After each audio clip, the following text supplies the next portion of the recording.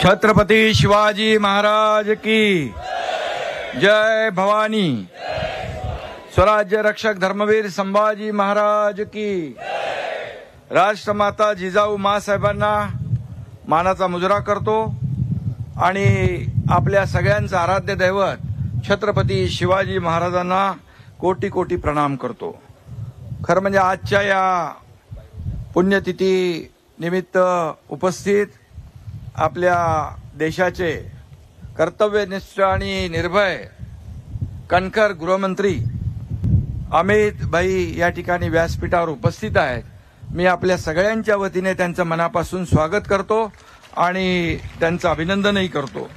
आज आपले लोकप्रिय मुख्यमंत्री आहेत, देवेंद्रजी आहेत, आमचे अजितदादा आहेत, उदयनराजे आहेत, शिवेंद्र बाबा आहेत, अंग्रेजी आहेत, भरतशेठ आहेत, आमचे सर्व पाठीमागे मंत्रिमंडळ आहे। मी सगळ्यांचं मनापासून स्वागत करतो आणि तमाम या ठिकाणी शिवभक्त उपस्थित आहेत त्यांचंही मनापासून स्वागत करतो, मनापासून आपलं अभिनंदन करतो। खरं म्हणजे या छत्रपती शिवाजी महाराजांच्या पुण्यतिथी सोहळ्याचे हे 345 वर्ष आहे। शिवाजी रायगड स्मारक मंडळ व जिल्हा प्रशासनानं या सोहळ्याच्यासाठी परिश्रम घेतले, त्याचं आयोजन केलं आणि खऱ्या अर्थाने आज सगळ्यात महत्त्वाचं म्हणजे या दिवशी आदरणीय अमित भाई या ठिकाणी उपस्थित राहिले, त्यांचं मनापासून पुन्हा एकदा मी स्वागत करतो। याच रायगडावर महाराजांचा राज्याभिषेक झाला आणि याच रायगडाने आपल्या प्राणप्रिय राजाचा शेवटचा दिवस देखील पाहिलेला आहे। केवळ 50व्या वर्षी महाराज आपल्याला सोडून गेले। जर आपण विचार केला आणखी 20-30 वर्ष महाराज असते तर या देशाची परिस्थिती काय असती, या देशामध्ये इतिहास देखील बदलला गेला असता, पण दुर्दैव आहे। आणि म्हणून थोरल्या छत्रपती शिवाजी महाराजांनी स्वराज्याचं तोरण बांधलं नसतं तर आपण आजही गुलामीत खितपत पडलो असतो। आणि म्हणून आज छत्रपती शिवाजी महाराजांमुळेच आपलं सगळ्यांचं अस्तित्व टिकून आहे, हे कुणालाही विसरता येणार नाही। आणि म्हणून छत्रपती शिवाजी महाराजांच्या बाबतीत काय सांगावं, ते अतिशय प्रजेचे कनवाळू होते, रयतेचे राजे होते, रयतेच्या भाजीच्या धेटालाही हात लावता कामा नये अशा प्रकारचा त्यांचा संदेश होता। आणि त्याचबरोबर ज्या ज्या ठिकाणी अन्याय होत होता त्या त्या ठिकाणी मग कधीही कुणा आप्त असो दुसरा असो त्याला तात्काळ जागेवर शिक्षा देण्याचं फरमान देखील छत्रपती काढायचे। आणि म्हणून मी आज एवढंच सांगतो की छत्रपती शिवाजी महाराज हे भारतीय आरमाराचे जनक होते। आपल्या नौदलाच्या ध्वजावर देखील आता शिवरायांचं प्रतीक आहे आणि त्यासाठी आदरणीय प्रधानमंत्री मोदीजींचं मी अभिनंदन करतो, गृहमंत्री अमित भाईंचं अभिनंदन करतो। खरं म्हणजे मोदीजी जेव्हा आले होते तेव्हा देखील त्यांनी शिवरायांचं अतिशय अभिमानाने या ठिकाणी उल्लेख केला। आणि म्हणून आज छत्रपती शिवाजी महाराजांचा इतिहास जो आहे 7 समुद्रापलीकडे पोहोचला आहे।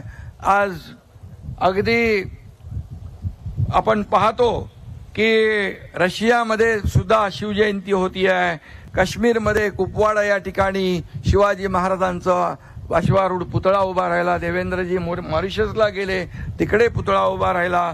आज खूप मोठ्या प्रमाणावर आज अफजल खानाचा कोतळा ज्या वाघनखांनी काढला तो वाघनख देखील आपण आणली आहे आणि वाघनख ब्रिटनहून आणली, त्याचं देखील दर्शन घ्यायला रांगाच्या रांगा लागलेल्या आहेत। आणि म्हणून या ठिकाणी शिवछत्रपतींनी हाती तलवार घेतली पण निष्पाप लोकांच्या रक्ताने ती कधी रंगू दिली नाही, त्यामुळे त्यांच्या रणनीतीला रक्ताचा वास येत नाही तर मानवतेचा सुगंध येतो। आणि म्हणून शिवाजी महाराज ही केवळ व्यक्ती नाही तर एक विचारसरणी होती। आणि म्हणून महाराष्ट्राच्या घराघरात मनामनात शिवछत्रपती आज घर करून आहेत। आणि म्हणूनच छत्रपती शिवाजी महाराजांना चाल करून आलेले मग अफजल खान असेल, औरंगजेब असेल, त्याची थडगी याच महाराष्ट्रामध्ये गाडली गेली, हा देखील इतिहास आहे। आणि म्हणून ही विषवल्ली या महाराष्ट्रामध्ये कुठेही वर येणार नाही, ती ठेचून काढली जाईल, हे देखील आपलं सरकार छत्रपती शिवाजी महाराजांचा आदर्शाने पुढे काम करते। आणि म्हणून मला अभिमान आहे आज गृहमंत्री या ठिकाणी आहेत आणि गृहमंत्री महोदय देखील छत्रपती शिवाजी महाराजांचा इतिहास अतिशय त्यांनी जवळून त्याचा अभ्यास केलाय आणि म्हणून आज त्यांनी एकदा ठरवलं की हे करायचं. मग मोदीजींच्या नेतृत्वाखाली मग 370 कलम असू द्या ते हटवण्याचं काम देखील त्यांनी केलं. परवा आपण मगाशी उल्लेख केला की संसदेमध्ये वक्फ बोर्डाच्या बिलाच्या वेळेस त्यांनी जे भाषण केलं ते देखील अंगावर रोमांच उभे करणारं होतं. आणि म्हणून आज का नया भारत छत्रपति शिवराय का जय जयकार करने वाला है. दुश्मन के मुल्क में घुस के मारेंगे ऐसा कहने वाला है.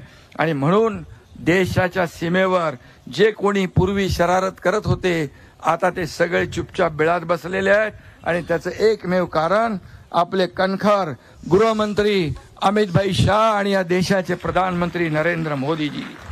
आणि म्हणून मी नेहमी सांगतो की देशामध्ये हिंसा फैलवणारे जे लोक आहेत, नक्षलवादी असतील, अतिरेकी असतील, त्यांचा बंदोबस्त करण्याचं काम आज आपण काल परवाच पाहिलं. 26/11चा हल्ला करणारा मास्टरमाइंड तो राणा याला देखील जेरबंद करून या महाराष्ट्रामध्ये दिल्लीत आणलं, मुंबईत आणलं जाईल आणि त्याला फासावर चढवलं जाईल.